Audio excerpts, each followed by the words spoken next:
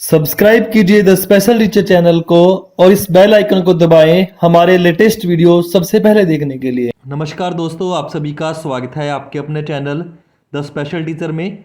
मैं हूं आपका दोस्त गुरविंदर पाल शर्मा। दोस्तों, आज की इस वीडियो में हम बात करेंगे एक इम्पोर्टेंट अपडेट की। इम्पोर्टेंट जो अपडेट है वो आरसीआई की तरफ से 2025 की अपडेट है। 2025 में एक सर्कुलर आया है, आरसीआई ने जारी किया है।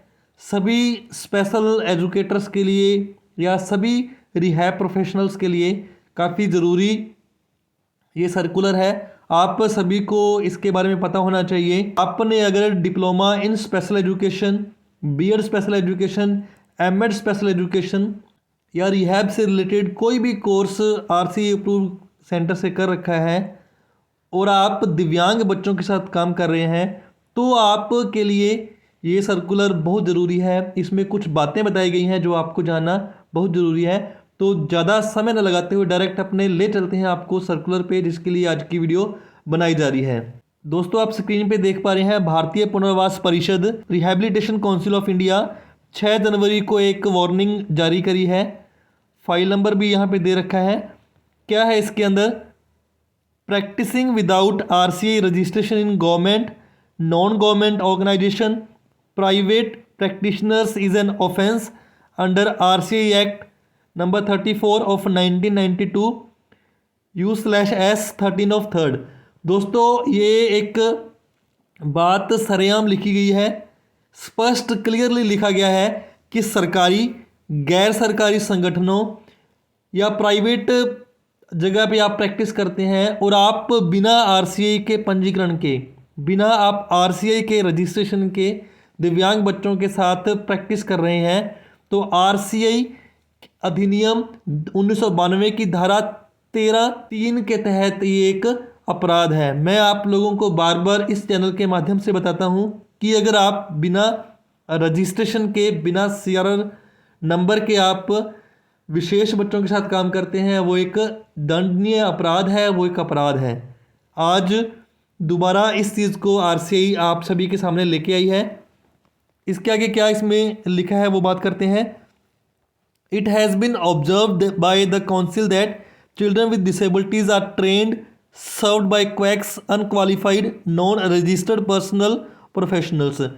परिषद ने यह देखा है कि दिव्यांग बच्चों को ऐसे व्यक्तियों द्वारा प्रशिक्षण या सेवाएं दी जा रही हैं जो गैर योग्य, अयोग्य, गैर पंजीकृत व्यक्ति हैं या पेशेवर हैं। मतलब आप लोगों का रजिस्ट्रेशन नहीं हो रखा आरसीआई में, आरसीआई ने आपको ऑथराइज नहीं किया कि आप इन बच्चों के साथ काम कर सकें। जो लोग डिप्लोमा बीएड कर लेते हैं स्पेशल एजुकेशन के अंदर, वो पूछते हैं कि हमारा रजिस्ट्रेशन कराना क्यों ज़रूरी है। हम अगर रजिस्ट्रेशन ना कराएं, हमने डीएड बीएड तो कर ही ली, हम डायरेक्ट क्या दिव्यांग बच्चों के साथ काम कर सकते हैं?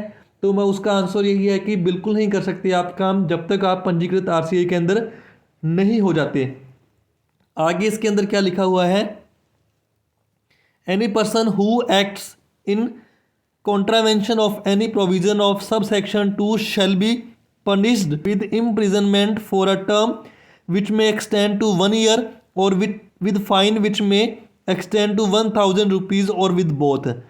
तो दोस्तों, 1000 रुपये और 1 साल की कैद हो सकती है या दोनों हो सकती हैं अगर कोई भी व्यक्ति ऐसे मामले में पकड़ में आता है। अगर वो स्पेशल एजुकेटर है, आरसीआई में पंजीकृत नहीं है, फिर भी दिव्यांग बच्चों के साथ काम कर रहा है तो 1 साल तक की कैद उसे हो सकती है।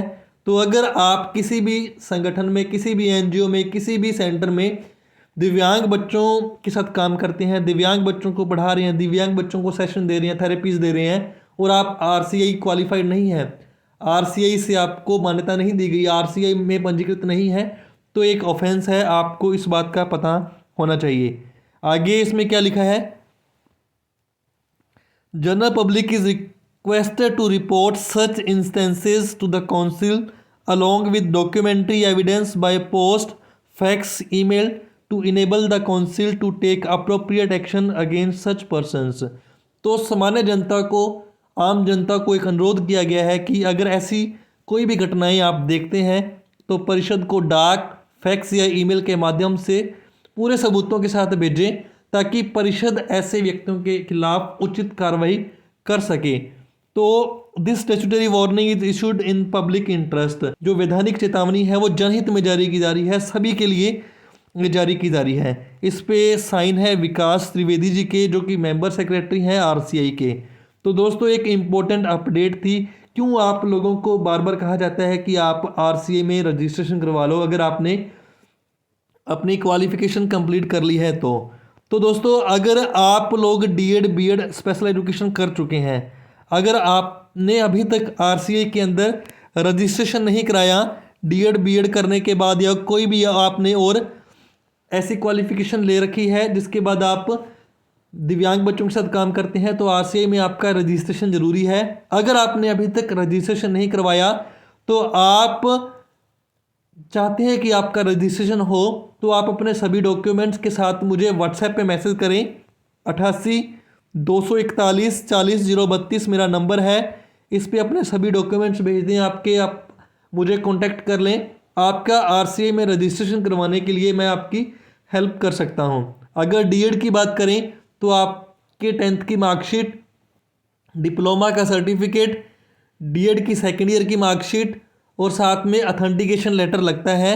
डॉक्यूमेंट मैं आपको दोबारा बता देता हूं। अगर आप डीएड हैं, अगर आपने डीएड कर रखा है तो आपको कौन कौन से डॉक्यूमेंट्स देने हैं?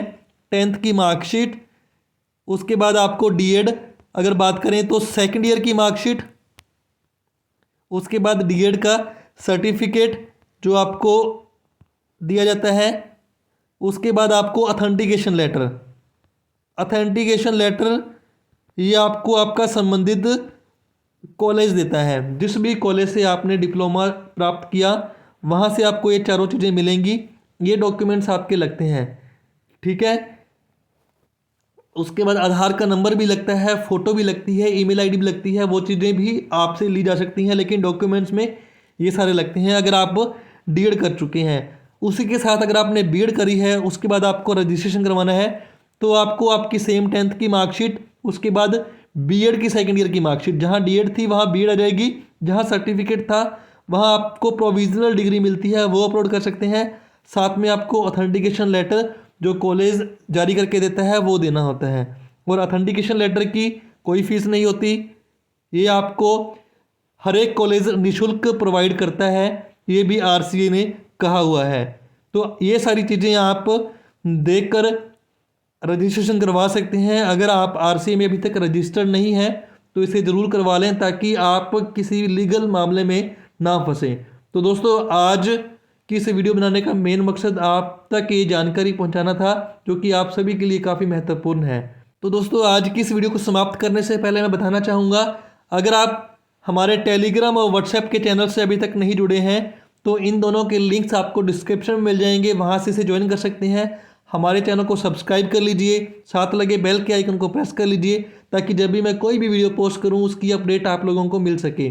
आज की वीडियो में बस इतना ही। Thanks for watching the video. Har Har Mahadev.